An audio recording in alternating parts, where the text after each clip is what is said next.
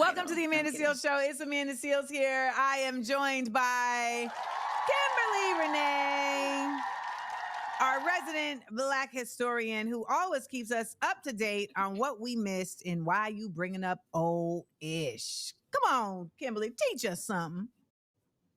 For sure. So today we're talking about political violence. We're in that series.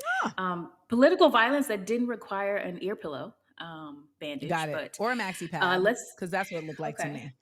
So we're in the Reconstruction era, which we know are the years that immediately followed emancipation, and Black people are voting. And on November 4th, 1873, they voted in Warren County, Mississippi, for a Black man named Peter Crosby as the county sheriff. They elected him. Are you familiar with Peter Crosby? I am not. Okay, let's talk about him. So, because Okay. what's important is in less than 2 years of when Peter took on his role, he'd be shot in the face by a white supremacist, survive, and then serve out the rest of his term through his deputy, who was the white man who shot him. So let's get into it. Here's what happened. So as Black leaders are taking several positions around the county, they are starting to spend money, tax dollars, on education for Black children and infrastructure for Black people, for everybody. Right. And the white folks didn't really like that. So in 1875, which is just over a year and some change after Peter Crosby was elected, the local White League, the Klan-like organization, falsely accused Black leaders in Vicksburg, which is the county seat in Warren County. They accused the leaders of corruption, including Peter Crosby. And Peter Crosby was actually indicted. Now, the White League was committed to, if I can use this, modify this quote, to making Mississippi great again by driving Black office holders from power. They believe that as long as Black local citizens voted, they owned land, they started businesses, they posed a threat to their imaginary white supremacy. So they set their sights on who they thought was the most influential and powerful Black man in the area, Peter Crosby. Now, Peter wasn't just a sheriff. He had money. He owned land. He had built wealth for himself. But as we know, having money doesn't keep you from being touched by the oppressive system. So on December 2nd, 1875, white people showed up at the Warren County Courthouse and they demanded that Peter resign. Peter was like, no, thank you. They left, came back with a mob, like 600 deep with weapons. What? And they forced Peter at gunpoint to resign, signed a resignation letter. But Peter's homies was like, nah, bro, like you gotta stay in the game. So a couple days later, December 7th, his mostly unarmed Black homies showed up again. They were like, we trying to support you.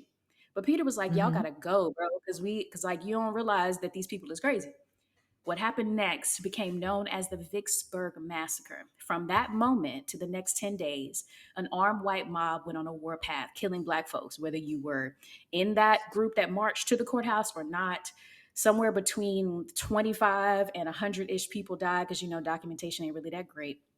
But in order to stop this, federal troops had to come. It's not. For us.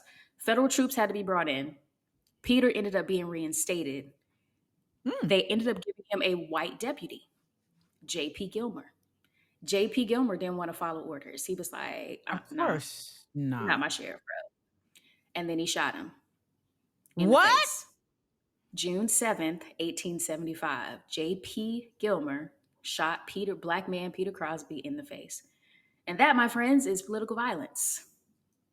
That is political violence.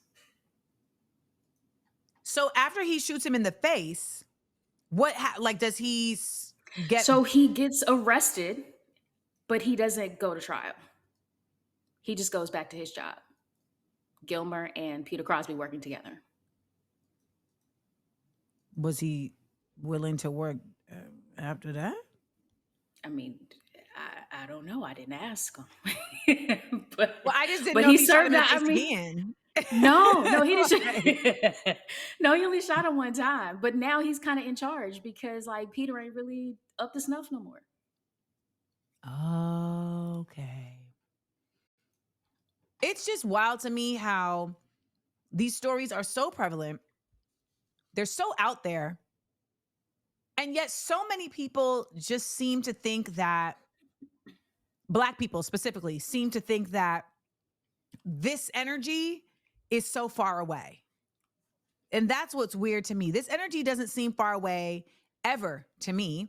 It seems very on the cusp, like they're just itching to bring this type of impunity back. They've had it for cops, and like it's only a matter of time that it become even more widespread, because it already is widespread for the civilians. We've seen Ahmaud Arbery and what almost took place with them getting off almost. So True story. y'all wake up. That's why we bring up old ish, because when we bring up old ish, it reminds us just how far we haven't gotten. And this is the behavior that's being carried out in Gaza that's being supported by America. This same type of behavior. Okay, so I'm done. Off my soapbox. Off my soapbox. Well, thank you so much. We up. The Amanda Seales Show.